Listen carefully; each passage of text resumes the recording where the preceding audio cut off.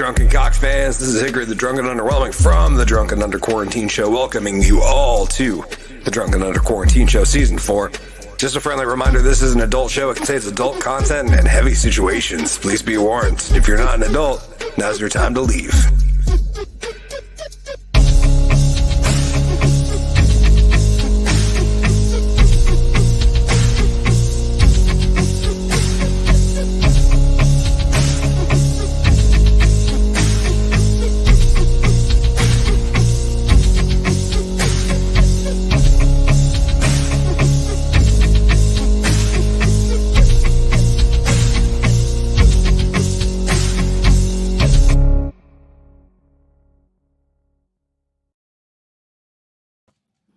And I am frozen. Can you hear me, G-Dubs?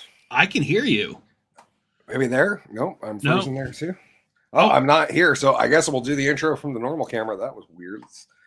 No, I'm still just frozen in time over there. It's a spectacle to behold, ladies and gentlemen. Welcome to the Drunken Under Quarantine Show, full of testicular issues to begin with. And yeah, we got a lot of show to get into, so we should probably get into it before something else happens. Welcome to the Drunken Under Quarantine Show, Season 4, Episode 10.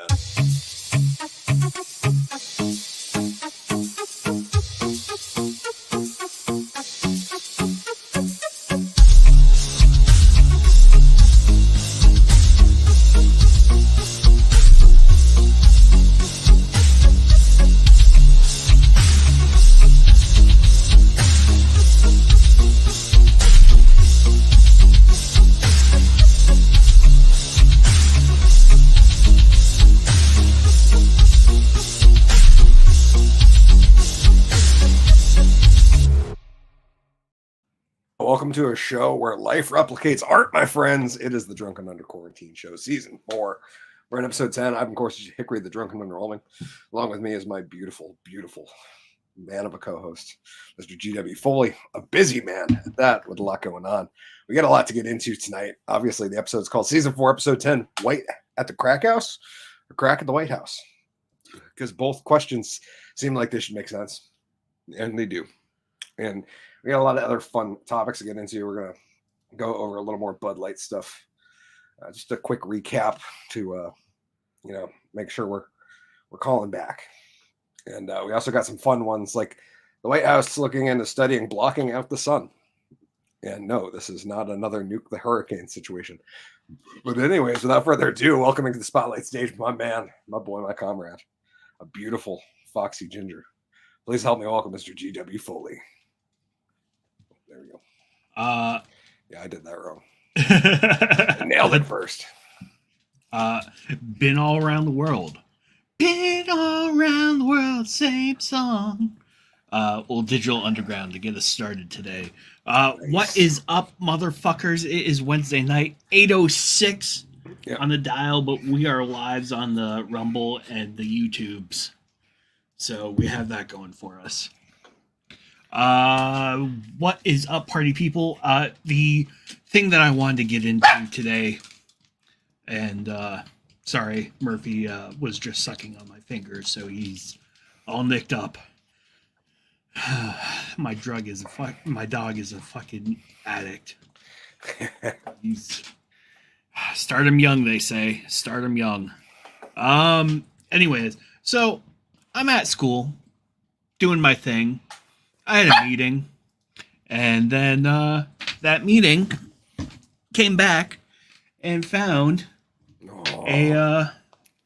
You want to be on camera? Want to be on camera? Oh, yeah. You want kisses? You want kisses? Oh, you want fingers? Fingers. And some high school kid was using my fucking computer, and I just wanted to be like, throw punch the bitch. You know? Like, this is really awkward, buddy. This is really super awkward. This is kind of weird, and I like it a lot. Yeah. Yeah, this is him sucking on my fingers. This is what he does. Yeah, so that's weird. And wanted to throw punch a kid today. But that's not the reason why we gather here. Let's turn over to the real reason why we gather here. Hickory, the Drunken Underwhelming. Oh, thank you, ladies and gentlemen. It has been a wild week, as we all know. July 4th has passed. G-Dubs, do you have a decent July 4th? I watched some movies and went to bed. Oh, fair enough. On July 4th, yeah, that's what we did. Is got some Chinese food, had a beer, fell asleep on the couch. Was supposed to maybe go to a party, and woke up a little bit later and was like, yeah, fuck it, I'm going to bed. So, but July 3rd, we went to a demolition derby. And for those who don't know, that's a redneck good time. I absolutely love that shit. When was the last time you were at a demo derby, G-Dubs? I think I was 21. Okay, I think we might have to fix that next year. But yeah, they're a lot of fun. It's fun to go root for people you don't know. It's like going to like a small wrestling show. Because like literally the percentage of seeing somebody actually get hurt is about the same, I think. Like, you know what I mean? Yeah. I've been to a few wrestling shows and I've never seen anybody get hurt. I've been to a few demo derbies and I've never seen anybody seriously get hurt. But like, it's always there. Like, it could happen. There may have been somebody hurt. I don't know. That was the point where we chose to dip out because we didn't know how long. The EMT there was not a picture of health, and the speed at which they responded to the incident left me mildly concerned. Like, they might have been better off just calling an ambulance from the hospital. Because this was at the Vermont State Fairgrounds, which is like a mile and it's probably like a mile from the hospital to the fairgrounds. Yeah. It's easily walkable. But no, so this person, EMT tons of fun, we'll call them, was like on hand. Like, they have, so for an event like this, which actually made me ask the question today, and I kind of want to look into it. Just not that I ever want to need that many fire and EMT on hand for an event ever. Like, that's not I'm just curious, like, what that costs. Because I know people who had events where they've had to hire like a sheriff, you know what I mean? Yeah. Patrol a roadway they're going to be on or do some other, and they've had to hire a couple of cops to like come do an event. But this event literally had like, must have had 6 or 8, 10 firefighters and 4 or 5 EMTs with a truck and an ambulance on standby. And I'm not saying, like, I'm not knocking it. I think it's awesome that they're able to have these types of functions because it's a private company that puts it on. This is not like the Vermont State Fairgrounds. They're privately owned. And then the company that produces this is called DNA Motorsports. I can't remember what town they're out of, but they do pretty well. I guess they have a YouTube channel. There's actually the kid filming there. My only knock on him was he was wearing a shirt with the YouTube logo, and I get it, but like, you should have worn a shirt that was like in line with your brand, sir. Not the YouTube logo with your name underneath it, because nobody could read what your name was underneath it because you're so far away. It should have been at whatever, like real big. Like, that's what you need to do if you're going to try to shout yourself out. But yeah, so they film, and it was fun. We had a good time. Power Wheels competition was adorable as ever. Anyways, the CMT literally took I don't know, 5 minutes to walk around, and they didn't hop around the edge of the track, I guess. I don't know what you call it, right? It's not a track because they're not racing. The ring. The ring. I don't know what you call it. So they have like the concrete, like the, what are they called, jersey barriers? Yeah. Right? And like, now this person didn't bother hopping that, which like, instead walked all the way down to the ring, over, and then through the one that they had moved out of the way with the Bobcat. I will say I saw some very, very good driving of small machinery. Those guys are great. They organize well. They had 2 or 3 big bucket loaders, but there must have been 4 or 5 Bobcats or sized things there. And dude, some of the stuff we saw, like, one guy literally with the Bobcat reached out, lifted up a car from its hood, or not from the hood, from the roof, and lifted it up over a jersey barrier, backed it out, and then took off with it. Like, it was just a beautiful piece of, like, I don't know, maybe it's because I grew up around construction and I appreciate someone who's like really good with a piece of machinery. But it was it was some smooth operation. The guy was as always, they were popping some wheelies and those things too. Well, yeah, you have to. Show. The really cool thing I saw with the guy that had the actual Bobcat brand Bobcat is that they could switch out the tool thingy on the front, like without getting out of it. Like they go somewhere, I guess they put it down and do something and it disconnects, and they back up and drive up to the next one and do something, and it connects the other tool. And so he went from like a forklift to a bucket loader in like 30 seconds. What type of wizardry? That stuff was always such a pain in the ass back in the day. I remember it was like the main thing the guys never wanted to do. It's like switch out the bucket. That shit sucks. Like, quick and fast. I was like, man, I wish I had one of those to play around with. Not that I actually need to move anything. It would just be really fun to cruise around it and try to like move stuff. See someone in that needs help moving something. Oh, hey, give me a second. I'll be right there. Yeah. Yeah, that would be cool. Yeah, and then we need to get one for shoots. That's another we need a friend. I just thought about that the other day. It was like we need a friend that has, but not the Bobcat. We need the guy with the bucket loader. Like someone that can like drive a thing that can put a human 10 to 12 feet in the air so that we could, you know what I mean? Because you could rig make it safe. You could rig a little harness to it and have somebody sit up in the bucket and be able to film cool shots down while it's moving. And I was like, that would be pretty neat. I guess you could do the same with a camera on a pole, but you also wouldn't have the control of a cinematographer being behind the, you know what I mean? You wouldn't have the direct control. It would just be like shooting with a selfie stick.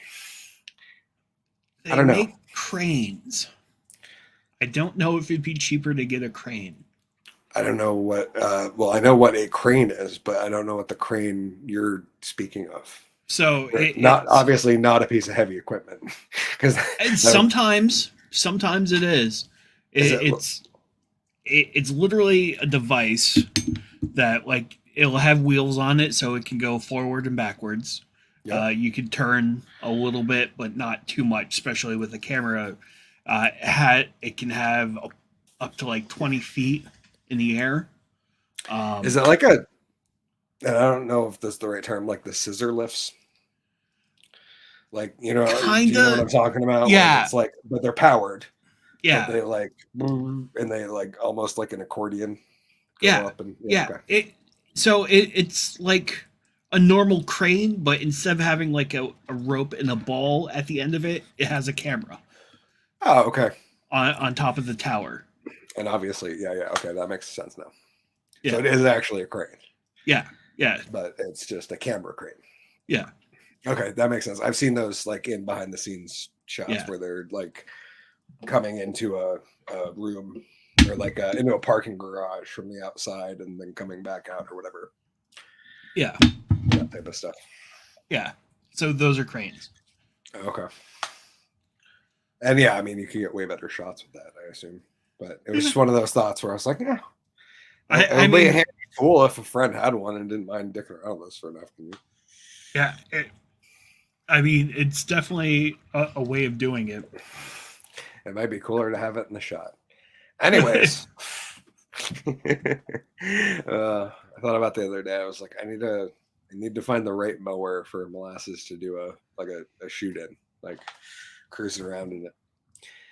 Because the hard part is I need like 4 other guys to run them too. So it's like we're like a fleet of mowers rolling, like get some really cool B-roll and like parody rap video shots.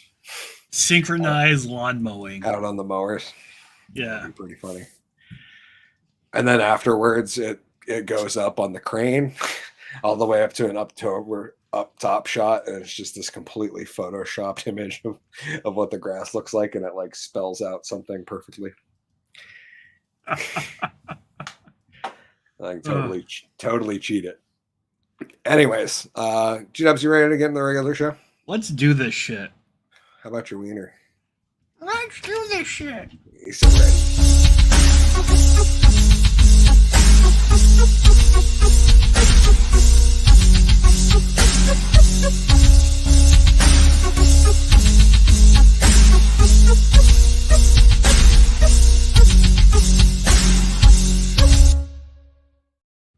That's right. We're back, ladies and gentlemen. The Drunken Under Quarantine Show, Season 4, Episode 10, featuring some fierce finger sucking. I created a monster. Yeah, he's really, really enjoying that. Yeah. Oh yeah. No, he does. He does. He fucking loves it. And just doesn't get bored. No. He'll switch fingers. Yeah. Like See? there. He's like, oh, I need some thumb, Dad. Yeah. Oh yeah, let me get in there. Oh, gonna get the crack. Oh no. Let's. Oh, this might be my favorite show so far. Testicular difficulties and all. Well, thank you guys for joining us. I'm, of course, Hickory the Drunken Underwhelming. This fine foxy fucker is Mr. G.W. Foley. Oh, he froze. Oh, okay. Did I? Oh no, I paused because he was like looking me right in the eyes. I was just like kind of mesmerized for a second. Like, okay. I was like, no, I saw him doing that, and I was like wondering if you were going to say like, "Oh, Anne Murphy." I was about to, but then like my eyes caught his on screen, and I was like, and he was like perfectly still, just looking in for a second, and it totally fucked with me, and I was like, I can't remember. I would call him GW's wiener. Like for some reason, it just Murphy was not fucking there. I've only said it hundreds of times now, and for some reason, it was like instantly gone because I was like, I might be in love with that dog. The way we just locked eyes, it's one of those I can't even help it. You know, he is very captivating. Yeah, so it took me right in. Yeah, I need to do a photo shoot with him. Yeah, like a lot of them, I think. You should do your headshots with them. Yes. Yeah. I keep trying to convince the beautiful assistant to do a headshot today. Like set one up. Cause like we have backdrops and lighting and shit. She's like, no, I don't want to do it. Oh. I'm like, but it's like easy. It's easy money. Even if you don't charge much and it's like pretty informal. It's like, yeah. I mean, $10 for a couple photos, pretty fucking reasonable. If you could line up 10 people, it's like $100. You can just show up and do that in like 2 hours. Yeah. But nope.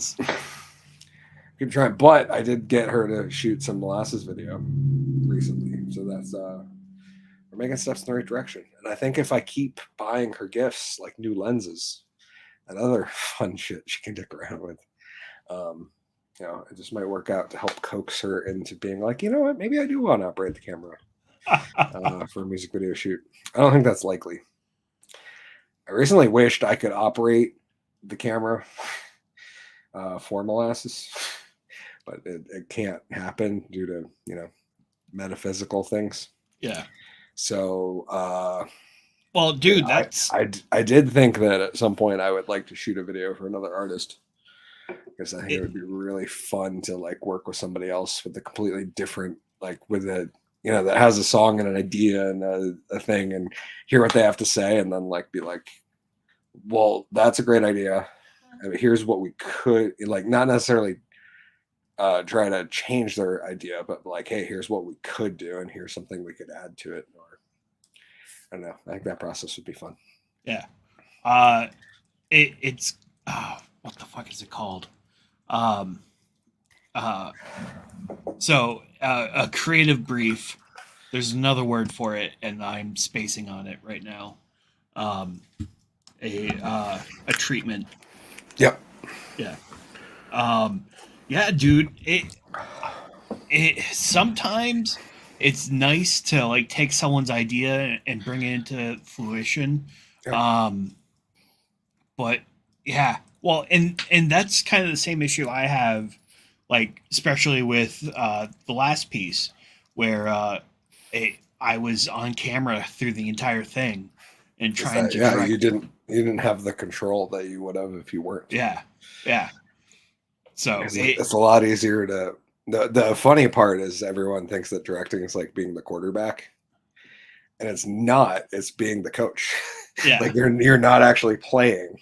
You're calling the shots and making sure everything goes right. And yeah, the quarterback is there because you have like the AD or the person that you lean on as like your second in command, but you're not actually playing the game. Yeah. Whereas that's the part where you bridge that gap where it's like you're trying to coach, and it's more like it's like I'm trying to think, it's like not in size of importance, but like it's like running a local softball team Yeah. as opposed to an MLB team where every single job is like cut out to somebody else, and like the manager's not actually managing everything. He's Yeah. managing a group of other managers who are but yeah, now that adds a whole different level of complexity to it, Yeah. especially on top of that when you're trying to self shoot something. Is like difficult, but it's also really like interesting and eye opening, and you learn a lot. I think like the not that I'm a good person to talk about videography because I'm not good at it and I'm still learning at best. The saddest part is I'm probably a better editor than I am a filmer, which says a lot because it's but the learning how to self shoot is has been a really fun, eye-opening experience, and seeing what you can actually pull off with just a tripod. Yeah. And not just a tripod, like a lot of fucking post work to make the tripod not feel like it's just a tripod. But trying to give it some movement and some vibes. I often think I'm like, sometimes I wish I could be behind the camera because like I have these cool ideas for stuff. And I think in like 20 or 30 years, I'm going to be able to. I mean, I obviously won't then because, well, who knows? Maybe I'll be like the Northern Boys or like Pete and Boss, and people are going to want to watch Molasses rap videos when he's 70. But Finally get my turn. I think in the future, we're not that far out from being able to manufacture. So they already have some really cool AI, for lack of a better word, selfie sticks. Like I don't know if you keep seeing those ads, G-Dubs. It's called like Insta 360, I think. Yeah. And it's like a 360 camera on a selfie stick, and it does some really cool shit and follows stuff. Like you can program it to like follow stuff, so it'll follow you in an action shot when you're like moving the camera around and stuff. I don't think we're that far out from like being able to have like a cheap robotic arm that you can program to do all the movements you wanted your camera to do. It's already out there. Yeah. Yeah. But it's like, fucking expensive, but it's out there. But I'm saying, like, I think in another 10, as most things do, in another 10 to 20 years, that type of technology will be at like a consumer grade. Yeah. Maybe not like a everyday consumer grade, but a very easily obtainable amateur hobbyist consumer grade. You know, like not my Aunt Barb isn't going to buy one because she's into, shooting some videos of birthday parties. But somebody like you or I could easily be like, okay, it's a little pricey, but it's worth the investment. Yeah. And I feel like that's a really real possibility in the next 10 to 20. And that will change shit up a lot if AI doesn't just completely replace video. I don't think it will. I'm just saying. I need to learn how to add movement to my camera work. I'm very stationary. I'm very Woody Allen-esque. Like, maybe that's because I watch too many music videos, but like I have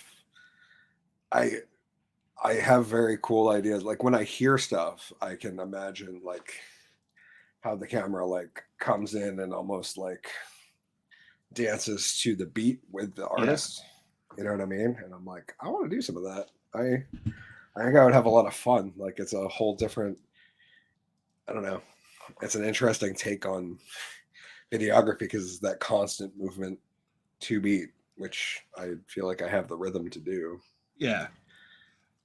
That being said, I can't dance unless I'm hammered or she's really pretty. That's the truth. Like I could dance for you, Murphs. Oh, because you got them dance with me eyes. Still just going to town. Just keep on going. Is this always been a thing, or is this like Yeah. no Yeah, shit? ever since he was a baby. He just like it started when he was really teething, and then he just kept up with it. Does he do it to Jess too? Yep, Okay. just us two. So No one else. no, Okay, good. That makes me feel more comfortable next time. he's not a slut. I'm Well- like, I don't know if I can handle that. I also don't think we've spent enough time with other smokers with him. Okay, Yeah. So that might be part of it. I'd like to think he does it because I'm his daddy. That's fair. I didn't mean to ask a hard question. Let's get into the first topic of the night. As we name the show, White at the Crackhouse, or Crack at the White House. Secret Service investigates cocaine found at the White House. That's right, G-dubs. I'm sure you've seen the headlines. Mainstream God bless media America. using terms like "blow Biden." That was an all right one. I don't think it's gonna stick. Like I think Brandon has way more staying power than blow Biden does. But yeah, that's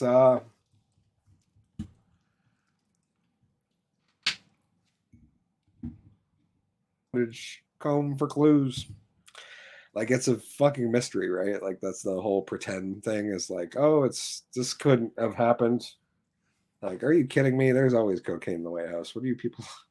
Yeah. Like, have you not been paying attention to how these people act when they're not in public?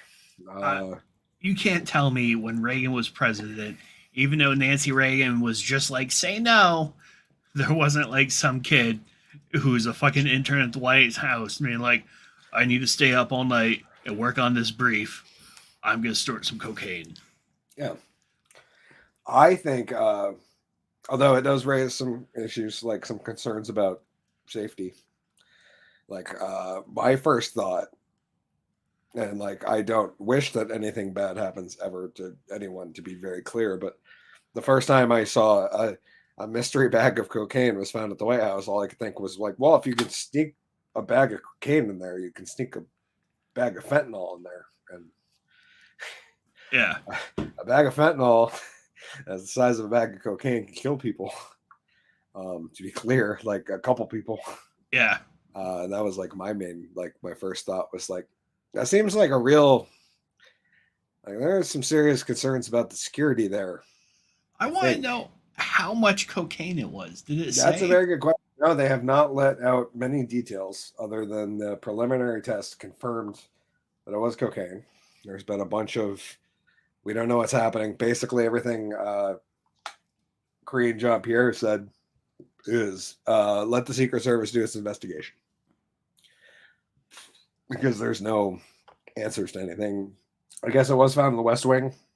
So they're saying, yeah, staffers and the administration use that place, but tourists do come through occasionally. So the initial reports were like, oh, it was probably a tourist. And I'm like, how many tourists are active cocaine users and also say, hey, I want to go tour the White House?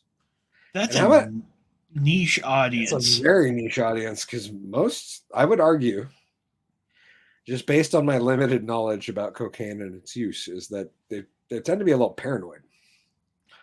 It tends to be like a common side effect with cocaine and crack cocaine usage is that people are a little paranoid. You know, they think people are coming in. Why would you walk into the White House? You're on a drug where its main side effect was you were paranoid. I don't know. That's an interesting thing. I would gander to say it's probably more like a staffer. Yeah. Would be my guess. And it's probably somebody that doesn't face a whole lot of scrutiny as far as security goes.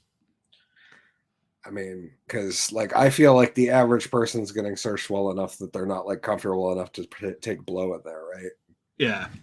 Like even if think if like that was like anthrax. That too. That's like kind of like fentanyl, but worse.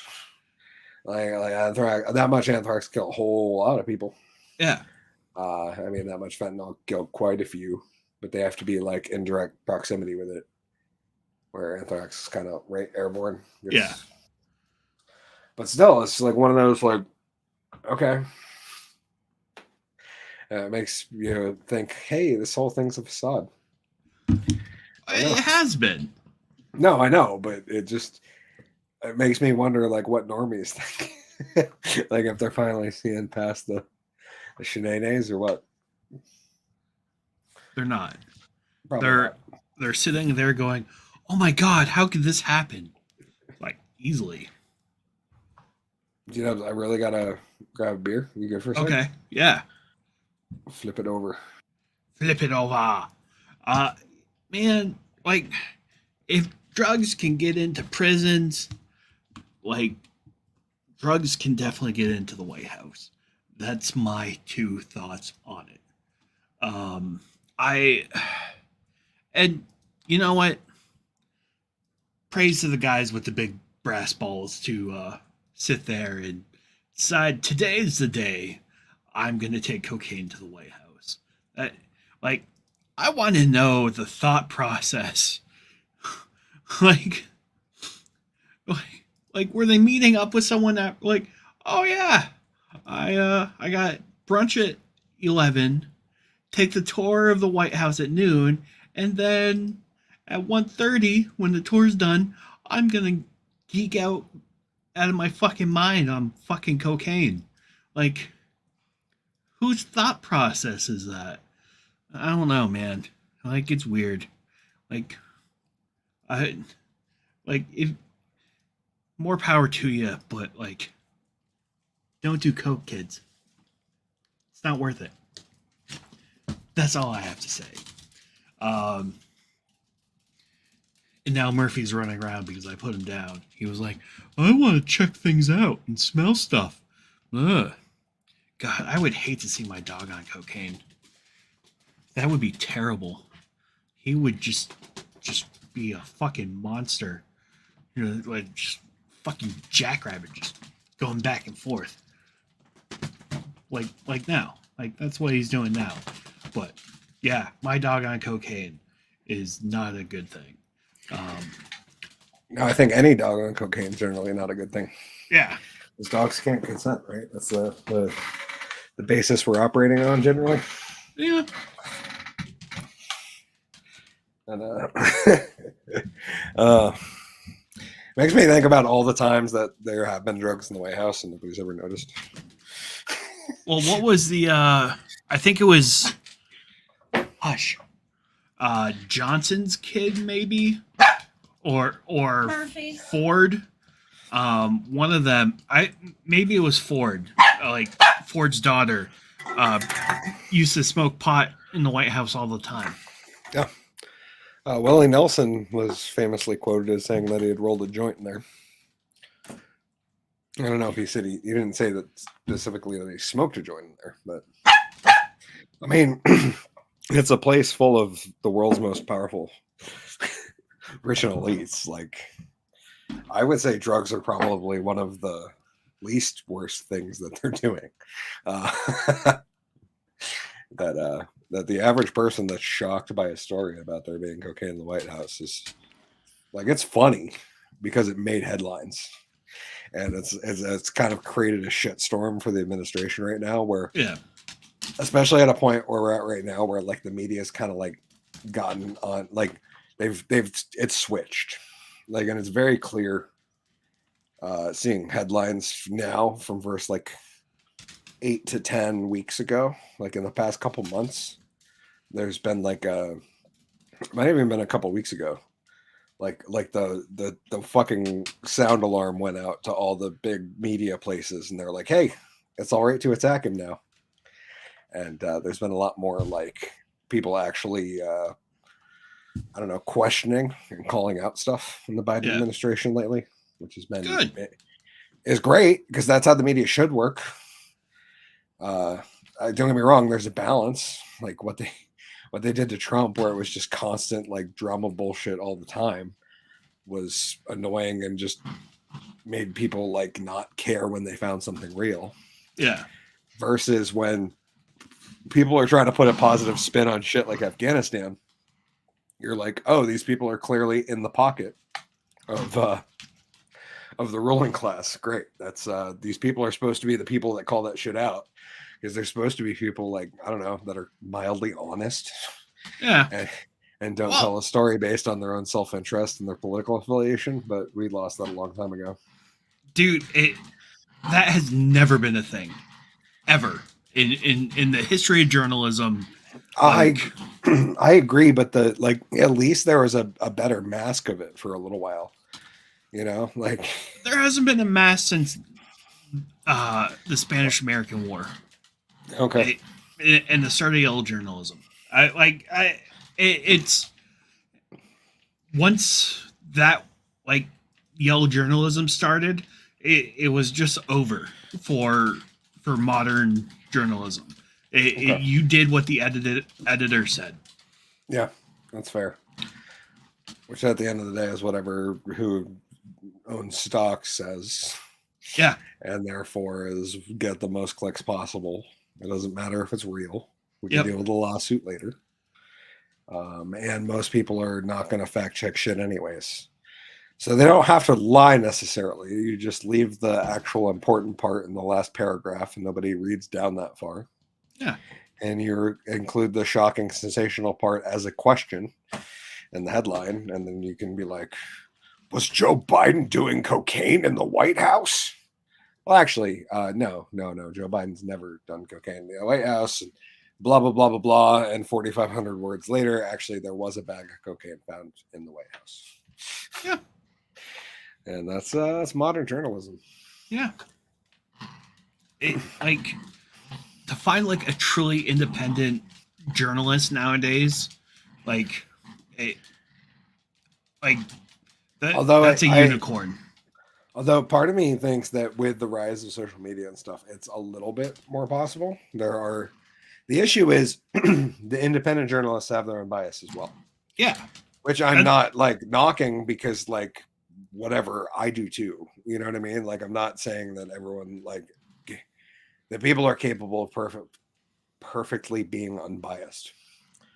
But at least when it's like an independent journalist, you know they're not like being fed lines. Yeah. Like, unless they're, I don't know, affiliated or funded by a group who, you know what I mean? It's follow the money on that one. Anyways, let's get into a story that's, a little more lighthearted, but it still has its ups and downs. Amusement park shuts down coast roller coaster after social media users discovers crack in the ride. And I don't know if you can really see that well on screen, but I could. It's there. I mean, you can see daylight through that shit. So I haven't watched this yet. Oh, can we watch it without audio? Is that gonna be fine? Yeah. Okay.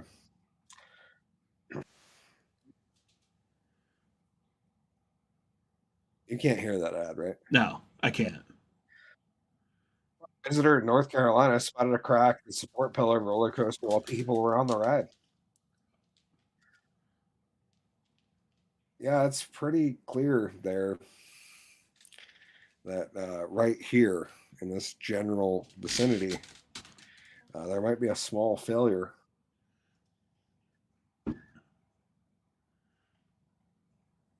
Jesus. Yeah, Jesus. That's a small amount of shift, G-dubs.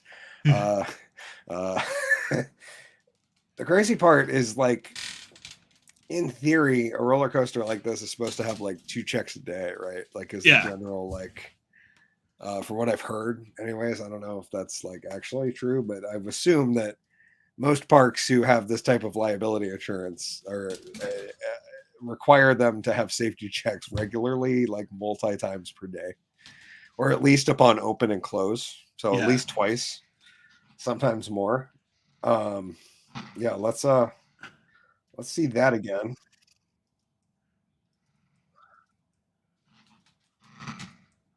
Dude, imagine being on that day and then seeing that later that night. Like, you almost Final Destinationed yourself. Yeah, dude, that's like not far from going over the edge. You know what I mean? And like, it makes me wonder structurally what would happen. Because, like, unfortunately, we can't see the rest of the coaster. Like, we don't know what section this is in. You know what I mean? Yeah. Obviously, it's like a hard turn when you're basically sideways. But, like, there's no, you don't know what the other things, like how supportive the rest of the track is. But Yeah. yeah, this definitely seems, and like there's springs. Like, I definitely noticed that. Like, this thing is that's supposed to absorb that all that energy. Not this. This is not supposed to absorb energy. That's supposed to be solid as fuck. This spring right here is what's supposed to absorb that. And let's watch one more time.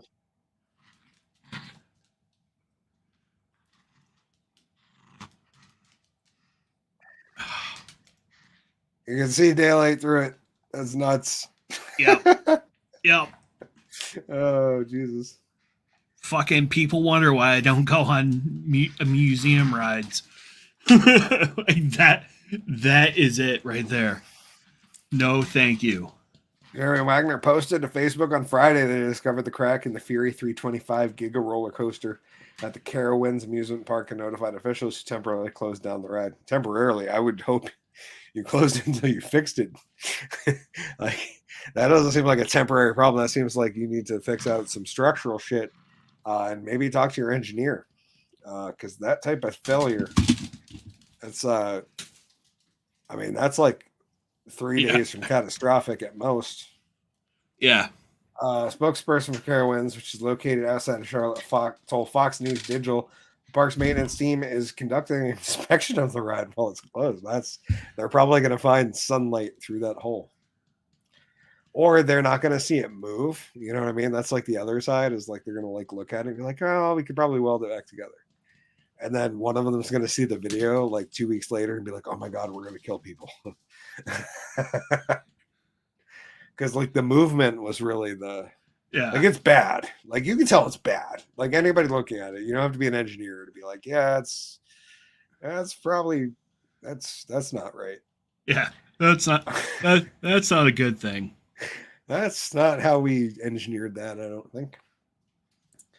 But to see that shit move is like to see the sunshine through that gap in the steel that's just slowly grinding back and forth until eventually it slips off is mildly terrifying.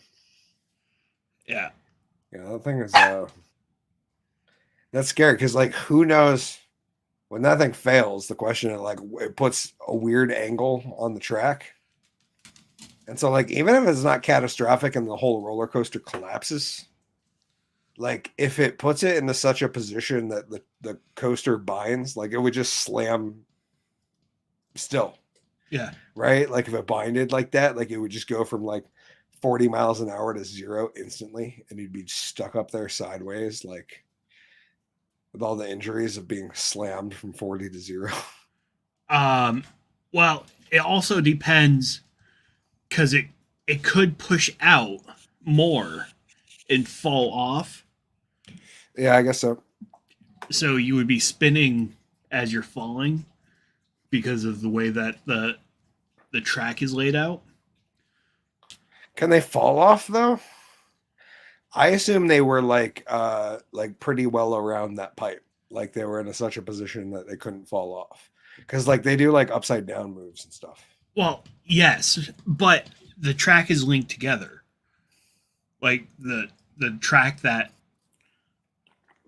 goes on the coaster, like it's all one piece, but it's multiple pieces welded together. Course. Yeah. So what could happen is that pushes, breaks the track, and those welds fail. Yeah. And it snaps, and then that probably is not designed to take the load of it like stopped on an angle. Right. Like it's meant to take the load of it like pressed into a corner or going upside down, but not for it to be like stopped. So I would almost imagine that it would come to a slamming stop and everybody would be disoriented, and then like a second or two later it would crack off and fall. But who knows? Crazy. Parks maintenance team is conducting a thorough inspection. Okay, that's good news. The ride will remain closed until repairs have been completed. Safety is our top priority. We appreciate the patience, understanding of our valued guests during this process. As part of our comprehensive safety protocols, all rides, including the Fury 325, undergo daily inspections to ensure their proper functioning and structural integrity, which is the nerve-wracking part, is that this ride was undergoing daily inspections. And meanwhile, some random dude with a cell phone camera got this video inside the park. Just to go back one time is it looks like this.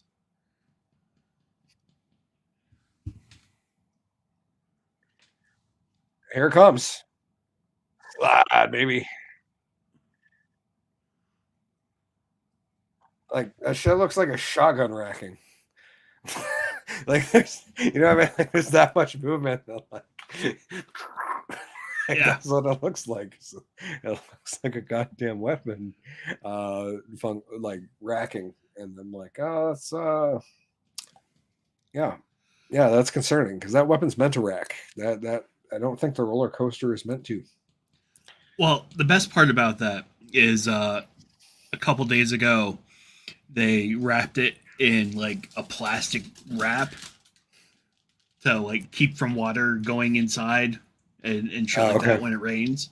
So less damage to the pipe. Yep.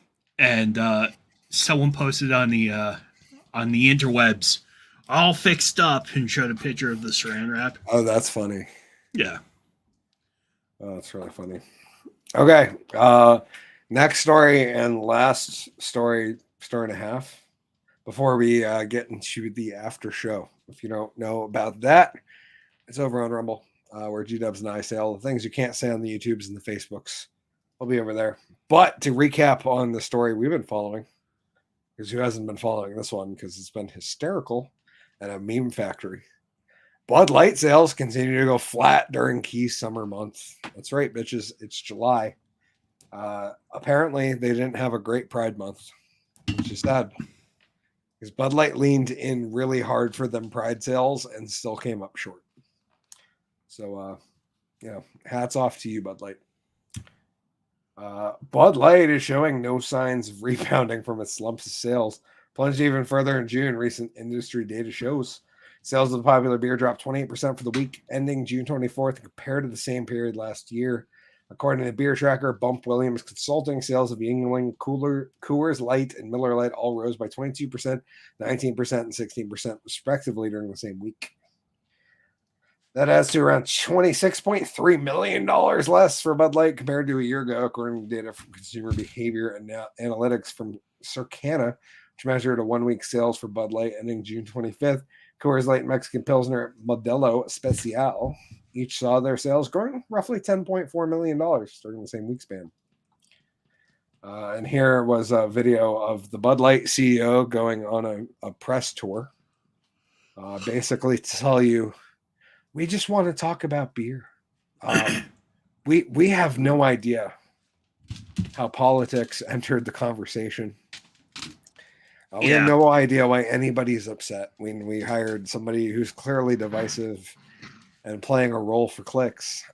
We just have no idea. And we want to get back to talking about beer because we sell especially shitty beer. And why wouldn't we talk about beer? Because we sell beer. What we sold 15 years ago was funny ads and commercials and shit that would make you laugh and go, oh, you know what? That shit's not that bad. I'll drink that. There's not many options. That one's fine. And now that you have a ton of shit on the market, you're like, I want to talk about beer while having the best beer or the worst beer on the shelf. Yeah. Keep talking about beer, Bud Light. I'm sure that will turn this thing right around. Yes. Because beer snobs are really... really loving Bud Light. Especially after this. Prolonged sales dip for Bud Light comes weeks after promotion fiasco with TikTok star Dylan, a trans rights activist and actress that sparked an uproar among conservatives, including singers Kid Rock and Travis Twitt, called for a boycott of popular beer, along with many other people. Subsequent boycotts of Bud Light have also been initiated by members of the LGBTQ community. Sorry, LGBTQ plus. I don't know if that's the full one, guys. You can't leave me hanging like that. Who feel let down with the brand's rigorous attempt to distance itself from Mulvaney in the original promotion. Backlash from both groups led to Bud Light falling off its perch as America's best-selling beer in May. The brand sold $297 million worth of brew for the 4 weeks ending May 28th, 23% drop for the same time before the year before.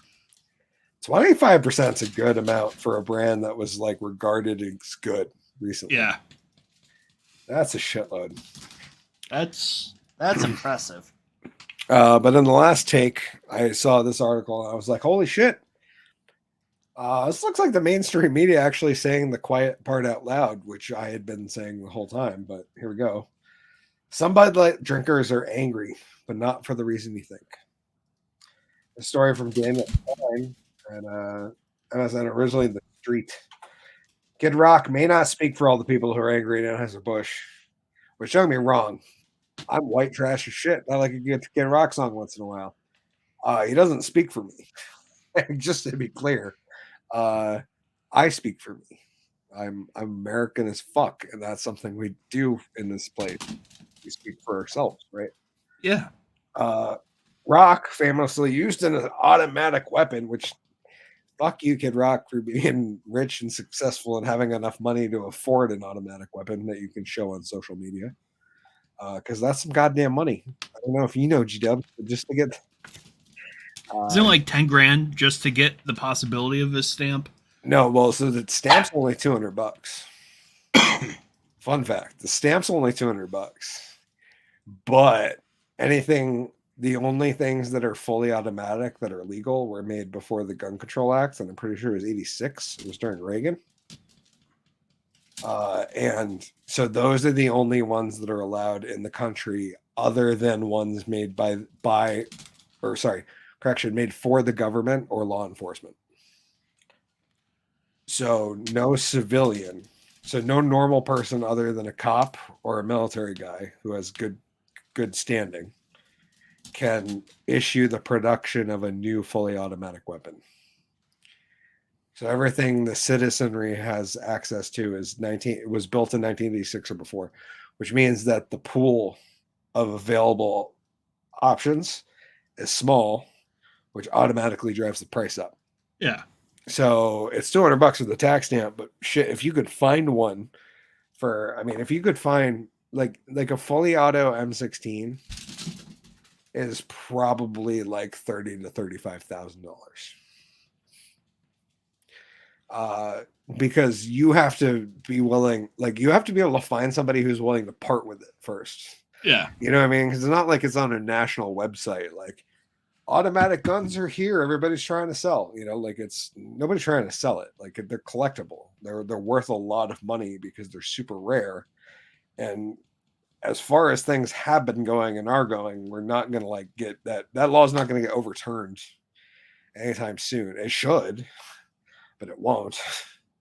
Because citizens should be allowed to possess whatever they want. We should definitely allow the production of weapons. I mean, we allow private people to produce those weapons now because they work for, they're just employees of private companies who build that shit for the government. Yeah. I mean, so you could argue that private individuals do own nuclear weapons in this country because the companies that build those nuclear weapons for our government are private individuals and private companies. Anyways, sorry, that was my 2A ramble for the 4th of July.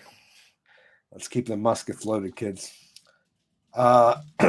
Basically go on to say that it seemed like he was upset because they elected a transgender person because he's such a redneck. He's Kid Rock. He can't see any underlying issues with Dylan Mulvaney promoting beer on TikTok. It's easy to paint him as a violent bigot who fires guns into beer.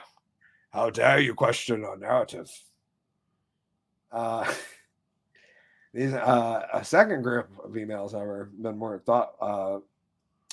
These are not using negative speech or hateful words. Instead, they simply said their issue was not with the original promotion, but with the comments from Budweiser executives, specifically former Bud Light Vice President Alyssa Hirschneid, who has not been fired, I don't think, yet. She's just on leave. It's important to know how Hirschneid made these comments, which came from the Make Yourself at Home podcast before the Mulvaney controversy broke publicly. They came to light after the scandal broke. These emails and Twitter direct messages, I'm not quoting because I don't have the thing to say, is basically what they say. But she said that we had this hangover. I mean, Bud Light was kind of this fratty, kind of out of touch humor, and it was really important that we had another approach. So they just want to make it super clear that we had the mandate to evolve and elevate this incredibly iconic brand. That meant, in her words, incorporating inclusivity. It meant shifting the tone. It means having a campaign that's truly inclusive and feels lighter and brighter and different. It feels and appeals to women and men. I'm a businesswoman. I've had a really clear job to do when I took over Bud Light, and it was this brand is in a decline, even though it wasn't. That's a lie. It's been in a decline for a really long time. If we do not attract young drinkers to come in and drink this brand, we have no future for Bud Light. Yeah, that's what I was saying, is that the CEO, the marketing head fucking hates you.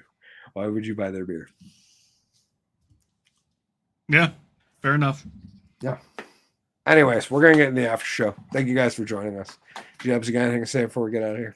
I ain't got shit. That's right. We'll see you guys next week on the Drunken Under Quarantine Show, episode 11. But until then, signing out for this fine foxy fucker. Go check us out on Rumble. We'll see you guys over there. Drunk Magician out. Cheers.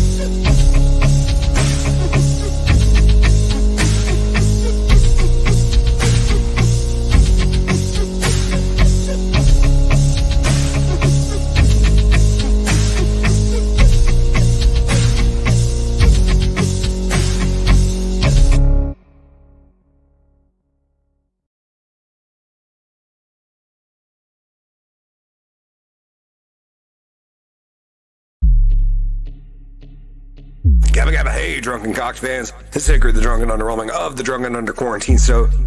Welcoming you to the Drunken Under Quarantine Show Season 4 After Show, brought to you only on Rumble.